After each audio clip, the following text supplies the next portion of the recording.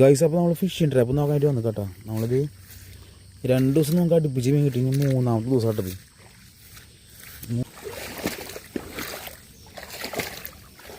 തൊട്ടടുത്ത് തന്നെ കൊളാട്ട വരുന്നത്.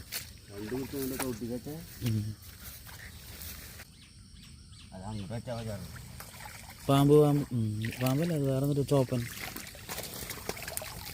വാള, നാടൻ വാള ഗൈസ്. നാടൻ വാള ഉണ്ട് കേട്ടോ. ഒരു ബ്രാലുണ്ട്, നാടൻ വാള ഉണ്ട്. ഇത് പാമ്പ് ഗൈസ്, പാമ്പ് കണ്ടില്ലേ? പെട്ടെടുക്കാള് ഗൈസ്. നല്ല നാടൻ വാള ഉണ്ട് കേട്ടോ. നാടൻ വാള, ഒരു വരാലുണ്ട്. നല്ല പാമ്പ് എടുക്കുന്നു കേട്ടോ. നാശം കടിക്കോ